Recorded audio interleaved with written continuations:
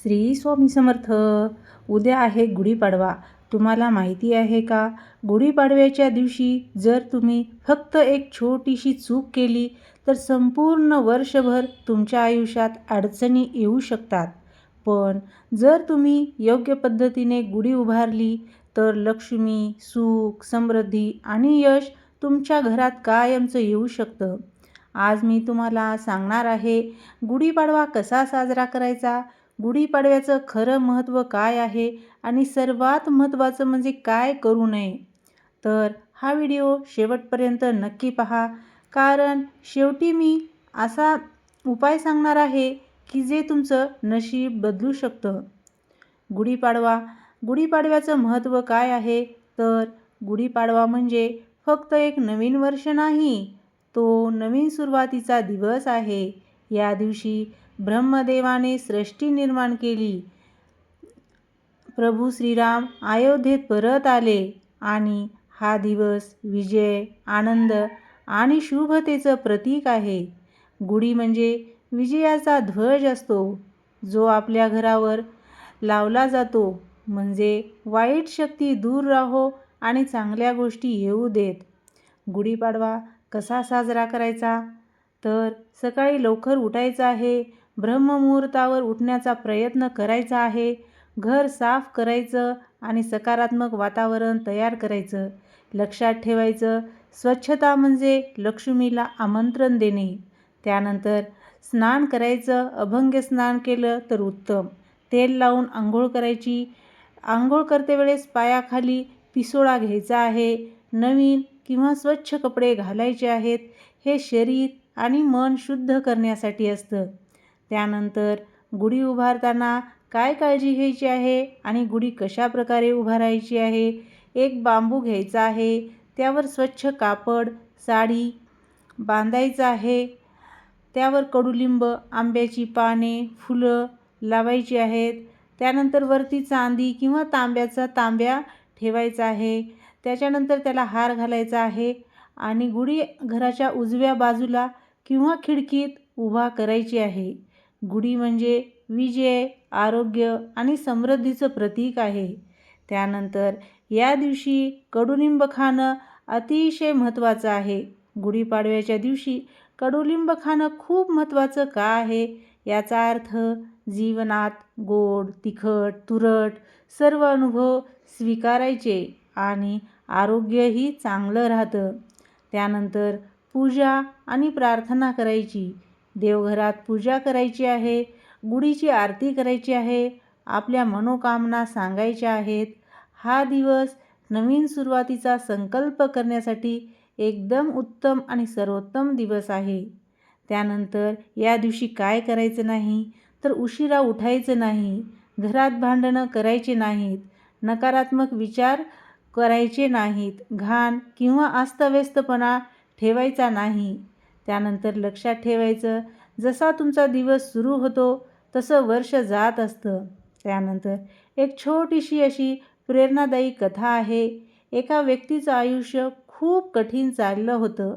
पैसा नाही, काम नाही, मन शांती नाही. गुढीपाडव्याच्या दिवशी त्याने ठरवलं, मी आजपासून नवीन सुरुवात करणार. त्याने घर स्वच्छ केलं, गुढी उभारली आणि मनापासून प्रार्थना केली आणि हळूहळू त्याच्या आयुष्यात बदल सुरू झाला. काही महिन्यात त्याला नोकरी मिळाली, घरात आनंद आला आणि सर्व काही ठीक होऊ लागलं, कारण त्याने विश्वास ठेवला. गुढीपाडव्याचा खास उपाय आहे, तर गुढीपाडव्याच्या दिवशी देवासमोर 11 वेळा प्रार्थना करायची आहे आणि मनात एक संकल्प ठेवायचा आहे, माझं आयुष्य सकारात्मक होऊ दे. हा छोटासा उपाय तुमचं नशीब बदलू शकतं.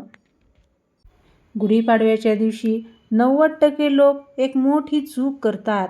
त्यांना आयुष्यभर कळतही नाही की त्यांच्या घरात लक्ष्मी का टिकत नाही. पण काही लोक फक्त एक छोटा नियम पाळतात आणि त्यांच्या आयुष्यात पैसा, यश आणि आनंद कायमचा येतो. आज मी तुम्हाला सांगणार आहे गुढीपाडव्याचं गुपित. 5 अशा चुका ज्या तुमचं नशीब खराब करतात आणि एक असा उपाय जो तुमचं संपूर्ण वर्ष बदलू शकतो. हा व्हिडिओ शेवटपर्यंत पहा, कारण शेवटी एक गुप्त मंत्रसुद्धा सांगणार आहे. गुढीपाडवा का इतका शक्तिशाली दिवस आहे? तर हा दिवस फक्त सण नाही, तो एनर्जी रिसेट डे आहे. एनर्जी रिसेट डे आहे. या दिवशी ग्रहांची ऊर्जा ही बदलत असते, नवीन वर्षाची सुरुवात होत असते आणि तुमचं नशीब रिसेट होत असतं. म्हणूनच या दिवशी केलेली प्रत्येक गोष्ट तुमच्या पुढील 365 दिवसावर परिणाम करत असते. त्यानंतर या दिवशी गुढी ही सूर्योदयानंतर लगेच उभारली पाहिजे. उशीर म्हणजे संधी गमावणे असा होतो. चुकीच्या ठिकाणी गुढी लावायची नाही. गुढी नेहमी घराच्या उजव्या बाजूला किंवा मुख्य दरवाजाजवळच लावायची आहे. चुकीच्या जागी लावल्यास फायदा हा कमी होतो. त्यानंतर अनेक लोक कडुलिंब खात नाहीत, त्याला कडुलिंबाला टाळतात, पण हा सर्वात महत्त्वाचा भाग आहे. हे शरीर आणि नशीब दोन्ही शुद्ध करत असतं. राग आणि नकारात्मकता या दिवशी भांडण, वर्षभर तणाव, फक्त फॉर्मल सण समजणे. गुढीपाडव्या दिवशी फक्त हा फॉर्मल सण आहे असं समजायचं नाही. खरा फायदा मिळवण्यासाठी श्रद्धा आवश्यक आहे. त्यानंतर गुढीपाडव्याच्या दिवशी सकाळी गुढीसमोर उभं राहायचं, डोळे बंद करायचे, 21 वेळा मनात म्हणायचं, माझं जीवन सकारात्मक होऊ दे. हा छोटासा रिच्युअल तुम्हाला तुमचं आयुष्य बदलायला हा मदत करत असतो. गुढीपाडव्याच्या दिवशी घराच्या मुख्य दरवाजावर हळद कुंकू लावायचं. याचा अर्थ लक्ष्मीला आमंत्रण दिल्यासारखं होतं आणि नकारात्मक ऊर्जा ही दूर जात असते. हा उपाय फार कमी लोकांना माहिती आहे. जर तुम्हाला वाटत असेल की हा व्हिडिओ तुमचा नशीब बदलू शकतो, तर आत्ताच लाईक करा. कमेंटमध्ये लिहा, माझं वर्ष चांगलं जाईल आणि हा व्हिडिओ तुमच्या कुटुंबासोबत शेअर करा, कारण एक छोटासा उपाय कोणाचं तरी आयुष्य बदलू शकतो. सबस्क्राईब करा, कारण पुढचा व्हिडिओ अजून पॉवरफुल असणार आहे. अनेक लोक वर्षानुवर्षे गुढी उभारत आहेत, पण तरीही त्यांच्या आयुष्यात पैसा, सुख आणि यश येत नाही.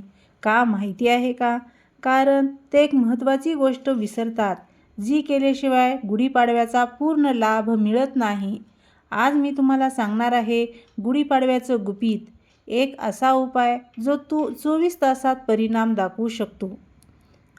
गुढीपाडवा म्हणजे फक्त सण नाही, तर तो ऊर्जेचा दिवस आहे. या दिवशी तुमच्या विचारांची, भावनांची आणि कृतीची ऊर्जा संपूर्ण वर्षावर परिणाम करते. सकारात्मक विचार करा, चांगले वर्ष जाईल. नकारात्मक विचार, अडचणी येतील. म्हणून पूर्वी लोक या दिवशी नवीन संकल्प करत होते. गुढीपाडव्याच्या दिवशी लोक फक्त फोटो काढतात, व्हॉट्सअप स्टेटस टाकतात आणि सण संपला असं समजतात, पण ते मनापासून प्रार्थना करत नाहीत, कृतज्ञता व्यक्त करत नाहीत आणि म्हणून त्यांना फायदा मिळत नाही. गुढीपाडव्याच्या दिवशी हा एक छोटासा प्रयोग करा. गुढीसमोर उभे राहा, डोळे बंद करा, 2 मिनिटं शांत बसा आणि मनात म्हणा, माझ्या आयुष्यातील सर्व अडचणी दूर होऊ देत. हे 11 वेळा म्हणा. हा उपाय तुमच्या मनाला आणि वातावरणाला सकारात्मक बनवतो. गुढीपाडव्याच्या दिवशी या 7 मोठ्या चुका टाळायच्या आहेत. राग करणे, वाईट बोलणे, उशिरा उठणे, गुढी न उभारणे, देवाची पूजा न करणे, घर अस्वच्छ ठेवणे, विचार नकारात्मक करणे. लक्षात ठेवा, हा दिवस तुमचं भविष्य ठरवतो. कदाचित तुम्हाला वाटत असेल की हे सगळं साधं आहे, पण खरं सांगते, मोठे बदल नेहमी छोट्या गोष्टीपासून सुरू होतात. जर तुम्ही यावर्षी गुढीपाडवा मनापासून साजरा केला, तर तुमचं संपूर्ण वर्ष बदलू शकतं. कमेंटमध्ये लिहा, नवीन सुरुवात आणि हा व्हिडिओ तुमच्या कुटुंबियांना नक्की शेअर करा. झालेली सेवा स्वामींचरणी अर्पण. सर्वांना श्री स्वामी समर्थ. जय जय स्वामी समर्थ.